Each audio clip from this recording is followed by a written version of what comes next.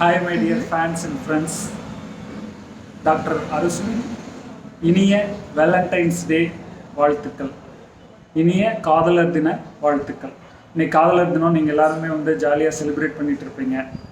அந்த காலத்து காதலாக இருந்தாலும் சரி, இந்த காலத்து காதலாக இருந்தாலும் சரி, காதல் அப்படின்றத வச்சு தான் இந்த உலகமே இயங்குது. திரைப்படத்துறையை எடுத்துக்கிட்டாலும் சரி, அப்புறம் நம்மளுடைய கல்லூரி வாழ்க்கையை எடுத்துக்கிட்டாலும் சரி, காதல் காதல் தான். ஓகே, ஸோ இதை நம்ம செலிப்ரேட் பண்ணணும். ஸோ இந்த நம்ம வீடியோலேயும் ஒரு செலிப்ரேஷனுக்காக ஒரு சின்ன வீடியோ போடணும், ஒரு அவேர்னஸ் வீடியோக்காகவும் இதை உங்களுக்காக போடுறேன். ஸோ காதல் காதல் விவேக் சொல்லுவார், ஒரு கழட்டி போட்ட செருப்பு சைஸ் சரியாக இருந்தால் யார் வேணாலும் எடுத்து மாட்டிக்கலாம் அப்படின்னு சொல்லுவார். அது ஒரு காமெடிக்காக. ஸோ காதல் அப்படின்றது ஒரு உணர்வு. இந்த உணர்வு எங்கேருந்து வருது அப்படின்றது ஹார்மோன்ஸ், மேல் அண்ட் ஃபீமேல் ஹார்மோனோட ஈர்ப்புனால, டெஸ்டோஸ்டிரோன் இருக்கக்கூடிய ஹார்மோன்ஸ், அந்த மாதிரி ஹார்மோனால் வரக்கூடிய ஈர்ப்பில் வரக்கூடியது. வெளியினில் ஆரம்பித்து இதயத்தில் முடிந்து கருத்தினை கவர்ந்து காதலாய் மலர்வதே காதல். ஸோ இது திருமணத்தில் முடிஞ்சு சந்தோஷமான வாழ்க்கையை எட்டுச்சு அப்படின்னா இது ஒரு ஹாப்பி லைஃப். இந்த காதலே இடையிலேயே நின்றுச்சு அப்படின்னா இப்போ கேஷுவலாக சொல்லிக்கிறாங்க பிரேக்கப் அப்படின்னு சொல்லிட்டு. ஸோ ஓல்டன் டேஸில் அந்த பிரேக்கப் அப்படின்றது ஒரு வழியாக இருந்தது, இப்போவும் இருக்கும். இருந்தாலும் சமீப காலங்களில் இந்த காதல் அப்படின்றது ஒரு கேஷுவல் ஆயிடுச்சு. ஸோ இதுக்கு காரணம் காமம் தலை தூக்கிடுச்சு அப்படின்னு நான் நினைக்கிறேன். ஸோ இது நல்லதா கெட்டதா அப்படின்றத ஒரு பட்டிமன்றம்லாம் நடத்த வேண்டாம். இந்த சமூகத்துக்கு இது சிறந்ததா சிறந்தது இல்லையா அப்படின்றத நம்ம ஒரு அனலைஸ் பண்ணலாம். என்னை பொறுத்த வரைக்கும் பார்த்தோம் அப்படின்னா நமக்கு செக்ஸ் எஜுகேஷன் அப்படின்றது மிக மிக மிக முக்கியம். ஏன்னா இப்போ நமக்கு நடக்கக்கூடிய பாலியல் வன்கொடுமை அப்படின்ற விஷயங்களுக்கு காரணம் அப்படின்றது ஒரு காமனான செக்ஸுவல் எஜுகேஷன் இல்லாதது தான் அப்படின்னு என்னோட கருத்து. இது நான் யாரையும் வற்புறுத்தலை. ஸோ இந்த செக்ஸ் எஜுகேஷன் நம்ம ஸ்கூல்லேருந்து ஸ்டார்ட் பண்ணி ஒரு வீடுலையும் அவங்களோட பேரண்ட்ஸ், அதாவது குழந்தைங்களுக்கு ஆண் குழந்தையாக இருந்தாலும் சரி, பெண் குழந்தையாக இருந்தாலும் சரி, செக்ஸ் எஜுகேஷன் அவங்களுக்கு மஸ்டாக கொடுக்கணும் அப்படின்றது என்னோட ஒரு தாழ்மையான வேண்டுகோள். ஏன் அப்படின்னு பார்த்தோம் அப்படின்னா என்னுடைய ஒரு 20 வருஷ ஹோமியோ அனுபவத்தில் செக்ஸ் எஜுகேஷன் அப்படின்றது மிக மிக மிக மிக முக்கியமாக இருக்குது. வர்ற எல்லா பேஷண்ட்ஸும், அதாவது குழந்தையின்மை அப்படின்னு வரக்கூடிய பேஷண்ட்ஸ் எல்லாருக்குமே காமனாக செக்ஸ் அல்லது செக்ஸில் அவங்களுக்கு இருக்கக்கூடிய சந்தேகங்கள் மிக மிக மிக மிக அதிகமாக இருக்குது. ஓப்பனப்பே ஆக மாட்டுறாங்க. ஸோ தமிழ்நாட்டை பொறுத்த வரைக்கும் காமம் அப்படின்றது ஒரு மறைக்கப்பட்டு ஒழிக்கப்பட்டு ஒரு தவறாக கருதப்படக்கூடிய ஒரு விஷயமாகவே நம்ம தமிழ் கல்ச்சரில் பார்த்துட்ருக்கோம். இந்தியாவை பொறுத்த வரைக்கும் அதே நிலவரம் தான் இருக்கும். இன்னும் சில மாநிலங்கள் எல்லாம் டெவலப் ஆனதுனால அங்கே சில ஃபாரின் கல்ச்சர்ஸ் எல்லாம் நிலவுது. ஸோ அதெல்லாம் நம்ம பேச வேண்டாம். அது இன்னும் விரிவாக அடுத்தடுத்த வீடியோஸில் பார்க்கலாம். ஸோ இதில் நான் சொல்ல வரக்கூடிய விஷயம் என்னென்னா, வேலண்டைன்ஸ் டே முன்னிட்டு நமக்கு செக்ஸ் எஜுகேஷன் அப்படின்றது மிக மிக முக்கியம். உங்களுடைய மகளாகட்டும் மகனாகட்டும் அவங்களுக்கு ஒரு நெறிமுறையான காதல் இருக்க வேண்டும் என்றால் அவங்களுக்கு செக்ஸ் எஜுகேஷன் மிக மிக முக்கியம் அப்படின்றது என்னோட தாழ்மையான கருத்து. ஸோ அதனால் சின்ன வயசுலேருந்தே அவங்களுக்கு சின்ன சின்ன விஷயங்கள், ஒரு பேடுனா என்ன அப்படின்னு ஒரு ஆணுக்கு சொல்லி வளர்க்குறது, ஒரு பெண்ணுக்கு ஆட்டோமேட்டிக்காக தெரிஞ்சிடும். ஆனால் ஆண் அது மறைக்கப்பட்டு வளர்க்கப்படுகிறான். அதே மாதிரி ஒரு பெண்களுக்கு உடல் தோற்றம் என்ன மாதிரி இருக்கும் அப்படின்னு சொல்லிட்டு சின்ன வயசுலேயே ஆண்களுக்கு சொல்லிக் கொடுக்குறது, ஆண்களுக்கு உடல் தோற்றம் என்ன மாதிரி இருக்கும்னு பெண்களுக்கு சொல்லிக் கொடுக்குறது, ஆண்னா என்ன பெண்ணா என்ன அப்படின்றது மியூச்சுவலாக ஒரு அண்டர்ஸ்டாண்டிங்கில், ஒரு தவறான கண்ணோட்டத்தில் சொல்ல வரல, ஒரு சின்ன சின்ன விஷயங்கள் நம்ம சொல்லி வளர்க்கறது மூலமாக.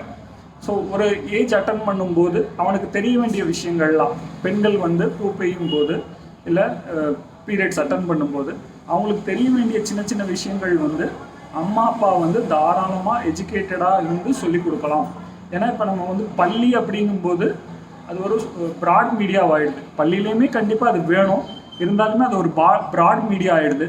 ஸோ அதனால் நம்ம இந்த மாதிரி விஷயங்களையெல்லாம் சொல்லிக் கொடுத்து வளர்த்தோம் அப்படின்னா காண்டம்னா என்ன. ஃபாரின்லலாம் வந்து கேஷுவலாக காண்டத்தை வந்து எக்ஸ்பிளைன் பண்ணுறாங்க. ஃபாரின் கல்ச்சருக்கு நம்ம மாற வேண்டாம்.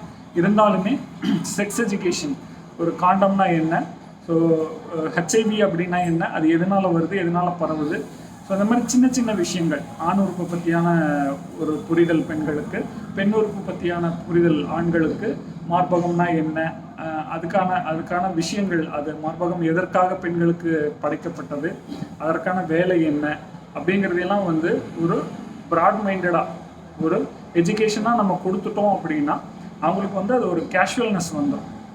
ஸோ அது வரும்போது என்ன ஆகும் அப்படின்னா, அவங்களுக்குள்ள ஒரு விஷயத்தை நான் இந்த கைக்குள்ளே வந்து மறைச்சி வைக்கிறேன், இது வந்து ரொம்ப சந்தோஷமானது, ஆனந்தமானது அப்படின்னு நம்ம ஒருத்தர் கூட சொல்லும்போது அவன் என்ன பண்ணுவான்னா, எப்போ அதை ஓப்பன் பண்ணி பார்க்கலாம், இதை நீ ஓப்பன் பண்ணக்கூடாது, உனக்கு கொடுக்க மாட்டேன், கிடைக்க மாட்டேன், இது பார்த்தீங்கன்னா உனக்கு தவறானது அப்படின்னு சொல்லி நம்ம வளர்த்தணும் அப்படின்னா அவனுக்கு வந்து அது எப்போ ஓப்பன் பண்ணி பார்க்கலாம் அப்படின்ற விஷயம்தான் அவன் மனசில் ஆழமாக இருக்கும். ஸோ இதை ஒரு கேஷுவலாக ஆக்கிட்டோம் அப்படின்னா, ஒரு வந்து வெளிப்படையான உண்மை, நிதர்சனமான உண்மை, இது வந்து புனிதமானது, இது ஒரு ஆனந்தமானது அப்படின்ற மாதிரி கொண்டு வந்துட்டோம் அப்படின்னா இந்த விஷயம் வந்து தவறாகாது அப்படின்ற அந்த சமூகம் அப்படி மாறும்போது நம்ம ஒரு உண்மையான, அன்பான, பாசமான, சந்தோஷமான காதலர் தினத்தை நம்ம வந்து கொண்டாட முடியும் அப்படின்றது வந்து என்னோட ஒரு தாழ்மையான கருத்து.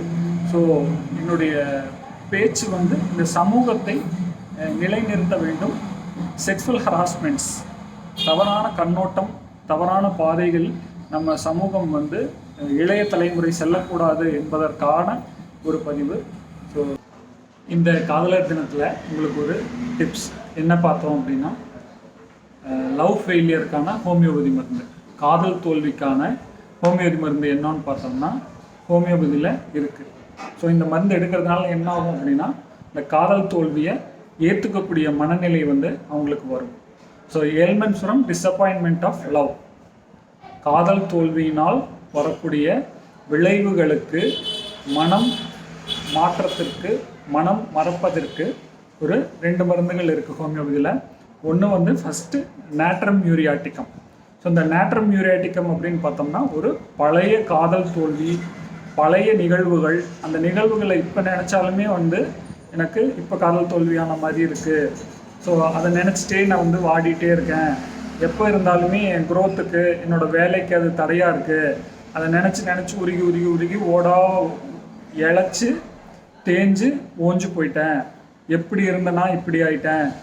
ஸோ அந்த காதல் தோல்விக்கு அப்புறம் வந்து குண்டாக இருக்கிறவன் அப்படியே ஒல்லி ஆயிடுறது, சாப்பிடாம தூங்காமல் அதையே நினச்சிட்டே இருந்து ஸோ ஒல்லி ஆயிடுறது, அந்த மாதிரி விஷயங்கள், தலைவலி, அந்த காதல் தோல்வினால் வரக்கூடிய தலைவலி, அதையே திங்க் பண்ணிகிட்டே இருக்கிறதுனால வரக்கூடிய தலைவலி, அதை நினச்சி அழுதுகிட்டே இருக்கிறது, உருகிட்டே இருக்கிறது, இந்த மாதிரி விஷயங்கள் இருக்கிறவங்களுக்கு வந்து நேட்ரம் யூரியாட்டிக்கம் அப்படின்ற மருந்து வந்து மிக சரியான மருந்து. உங்களோட ஹோமியோபதி மருத்துவர்களை கன்சல்ட் பண்ணிவிட்டு அதை எப்படி எடுத்துக்கணும் அப்படின்னு சொல்லிட்டு எடுத்து பாருங்கள். கண்டிப்பாக அதிலிருந்து நீங்கள் வெளியே வந்து உங்கள் வாழ்க்கையை வந்து நல்லா வாழ்வீங்க. இன்னொரு மருந்து அப்படின்னு பார்த்தோம் அப்படின்னா இக்னேஷியா. ஸோ சடனாக வந்து ஒரு டெத்து, நியூ அக்கர்ஸ், சடனாக ஒரு டெத் ஏற்படுது, அந்த டெத்தை வந்து நினச்சி அப்படியே ஸ்டன்னாகி நின்றுறது. திடீர்னு அப்பா இறந்துட்டாங்க, அம்மா இறந்துட்டாங்க, காதலன் இறந்துட்டாங்க, இல்லை காதல் தோல்வி ஆயிடுச்சு, காதலன் என்னை விட்டுட்டு போயிட்டாங்க, ஸோ அப்படின்ற மாதிரி ஒரு கிரீஃப், ஒரு காதல் தோல்வினால் வரக்கூடிய கிரீஃபை நினச்சி அப்படின்னு ஷாக்காகி அப்படியே அந்த ஷாக்லேயே வந்து தன்னோட வாழ்க்கையை பேச முடியாமல் போயிடுறது. இந்த காதல் தோல்வியை நினச்சி எதையுமே வெளியவே சொல்லாமல் அப்படியே மனசுக்குள்ளேயே புளிங்கி மனசுக்குள்ளேயே வச்சுக்கிட்டு துக்கம் தொண்டை அடைக்கிறது, அந்த மாதிரி உணர்வுகளில் வாழ்கிற வாழ்க்கைக்கு வந்து இக்னேஷியா அப்படின்ற மருந்து வந்து மிக மிக சரியான மருந்து. இதை வந்து நீங்கள் எடுத்துக்கணும் அப்படின்னா உங்களோட ஹோமியோபதி மருத்துவர்களை அணுகி இதை எடுத்துக்கிட்டிங்கன்னா இதனால் வந்து ஒரு மிராக்கிள் நடக்கும். உங்கள் வாழ்க்கையில் வந்து நல்ல மாற்றம் நடந்து மேலும் மேலும் உங்கள் வாழ்க்கையை வந்து ஆழமாகவும் அழகாகவும் சந்தோஷமாகவும் வாழலாம். ஸோ இதை பயன்படுத்தி கொண்டு உங்கள் வாழ்க்கையில் வளைத்து உங்கள் அன்பு மருத்துவர் டாக்டர் அரசு வேண்டிக் கொள்கிறேன். அனைவருக்கும் இனிய வேலண்டைன்ஸ் டே, காதலர் தின வாழ்த்துக்கள். காதலியுங்கள், சந்தோஷமாக இருங்கள். நன்றி, வணக்கம், பாய்.